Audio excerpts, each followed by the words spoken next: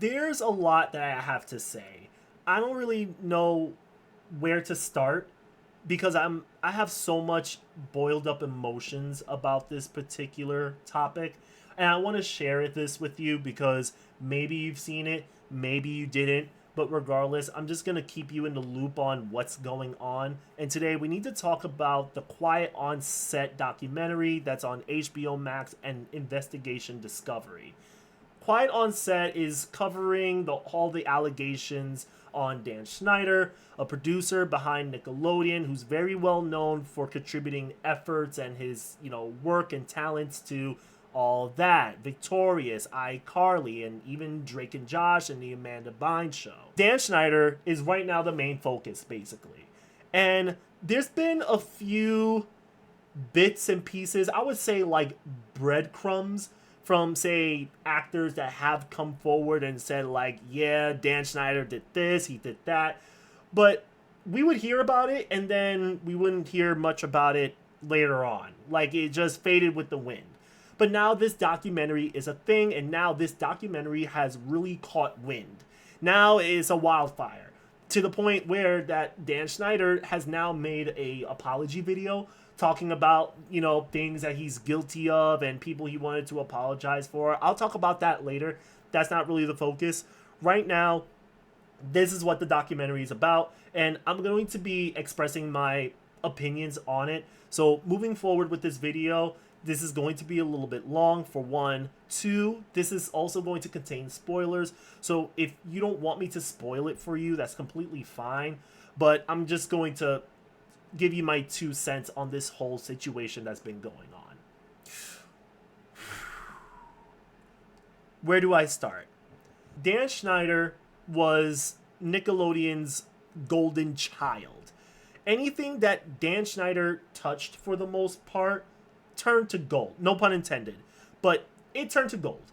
He has created, TV shows and skits, and he's earned his position as an executive producer and several other shows down the road like Drake and Josh and iCarly. Again, when Dan Schneider would pitch these ideas and these shows, they would always be a banger, ranging from, again, like All That, the Amanda Bynes show. He saw potential in Amanda Bynes, and he said, hey, this girl could have her own show. I think she has what it takes. This could be a breakthrough for her. In the process of that journey, Dan Schneider has also done many questionable things around his staff and even around minors, and especially Amanda Bynes. It made me raise my eyebrow when I heard that there were times where Amanda Bynes and Dan Schneider would be around each other like this. Like they're buddy buddy, but too much of a buddy buddy. Like to the point where you would have Dan Schneider and Amanda Bynes, they would be at the studio, and according to the documentary, they would be gone. They would disappear for hours. And no one knew where they were. And that's very alarming. Like, you have grown adults. You probably have parents on set that you have, again, the staff of Nickelodeon that have this way of sort of separating the parents from the kids, especially from the likes of Dan Schneider, and saying like, oh yeah, I need to borrow her for a couple moments for whatever reason it may be. And it's just so foul that they were able to run laps around the kids, the women at the workplace, the parents of these kids. It's so crazy when I was watching this, how they were able to do these things. How people with ill intent, mind you, were trusted figures in the Nickelodeon studios that were trusted around minors at that, were able to just have like some sort of privacy around these kids. And it's so scary to even hear that. It wasn't even Dan Schneider. I know we're all talking about Dan Schneider, but it's not even just him. I feel as if we just talk about him in this documentary, we're just scraping the surface because it just goes far beyond Dan Schneider. And one of the people that I do want to talk about is Brian Peck. Brian Peck is a very well-known dude in Hollywood. He was very close with Dan Schneider. He's collaborated with many celebrities in his time and his career in Hollywood. And he's utilized that power to drive the wedge between parents and kids. He would say, listen, I am your manager. I can be your kid's manager. I've worked with this celebrity. I've worked on these following shows. You've seen all of my my accolades and wow, I had a brain fart for a moment. You know what I'm saying? He had all these items that, symbolize like, hey, I have some sort of status in Hollywood. And parents would see that and say like, oh, okay, like you're trusted, you have power, you have resources, you have potential to take my kid to the next level. Okay, I trust you to be their manager. And that kid happened to be Drake. And Drake came forward, Drake Bell from Drake and Josh. He came forward for the first time speaking on his sexual assault by Brian Peck. On the third episode, 95% of the whole dialogue was Drake speaking on his experiences with Brian Peck. It just broke my heart. It made me sad and so angry how you had an individual, again, a trusted individual, a grown adult, that managed to separate the father of Drake, who was the manager, but he somehow convinced Drake's mom to make him the manager, to the point where Drake's mom spoke with the dad and said, hey, Drake doesn't want you to be his manager anymore, so I'm gonna need you to give me all of your stuff that made you a manager and forfeit it to me.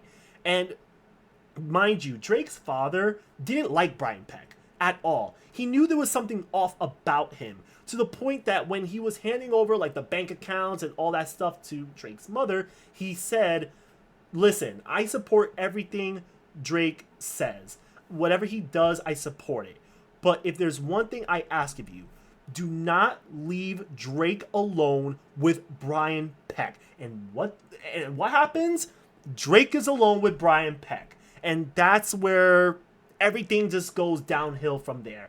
And it just makes me so angry, because you have these individuals that will stop at nothing to get what they want. And a lot of times throughout the documentary, there were parents.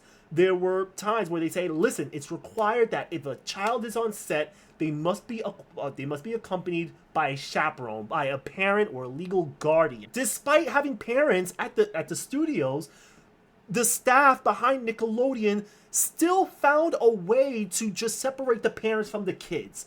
Like, you don't know what's going on behind that dressing room with your child inside. And then you had parents that were also being interviewed in the documentary, and they were saying that there were times where they felt that things were off. They didn't trust the people that the kids were around or associated with.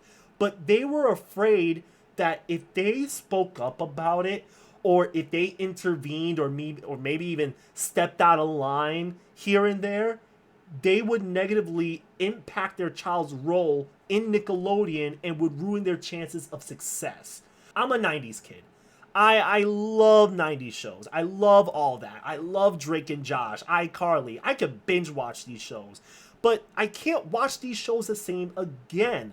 And I'm going to tell you why. Because throughout, Nickelodeon dropping all these popular shows, Dan Schneider and many other people, writers included, would create these skits, right? And Dan Schneider didn't like female writers. He didn't. He gave them shitty wages. He would divide their wages even. That was the crazy part that I heard. I never knew that was even a thing.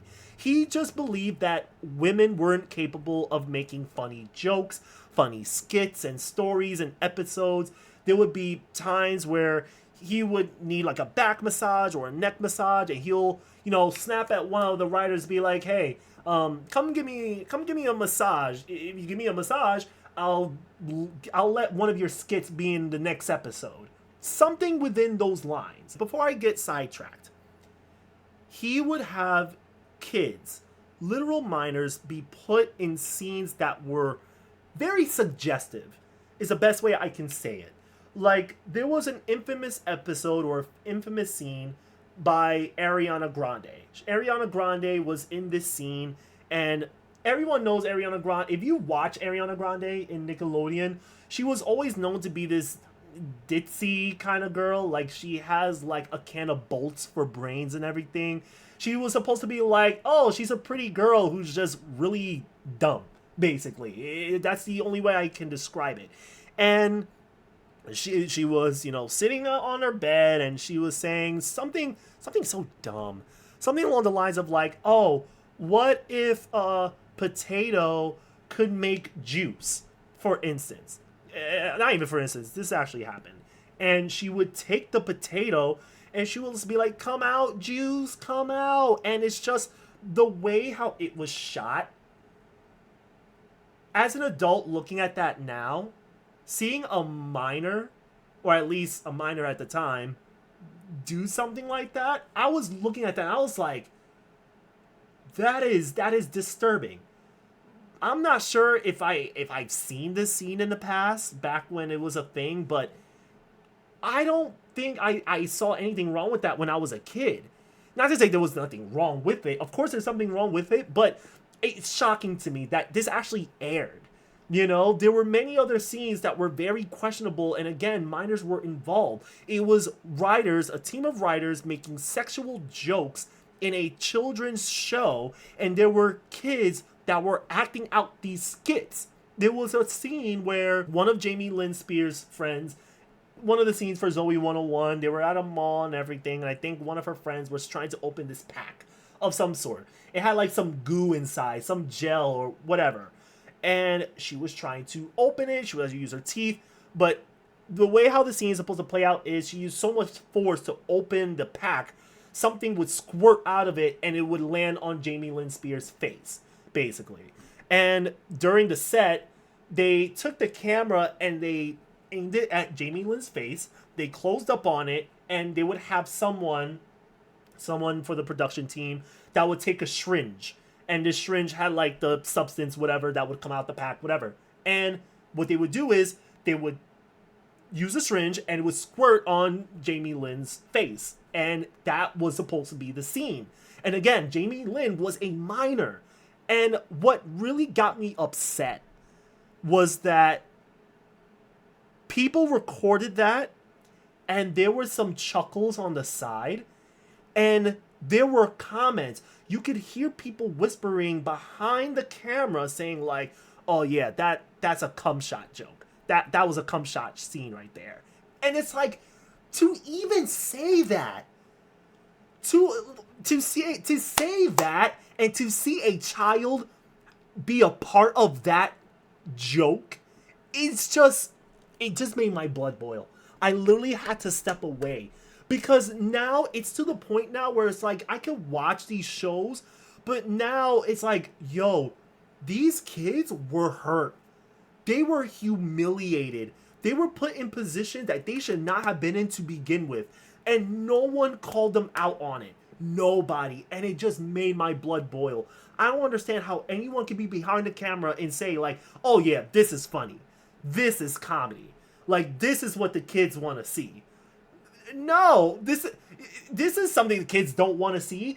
Your kids will take anything that you throw at them and say, oh, haha, hee hee, you know, like yogurt on Jamie Lynn's face, that's funny.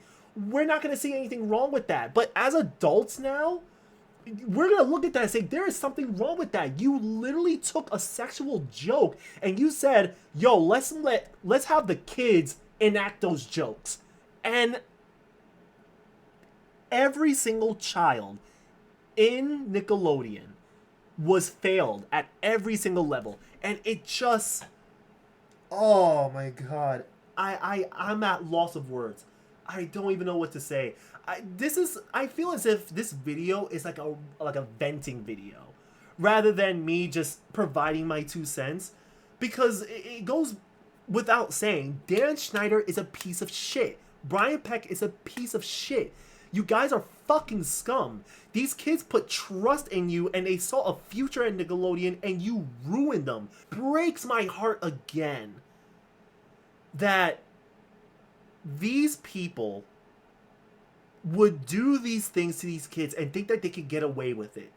But then we would sit here and say, well, that's Hollywood.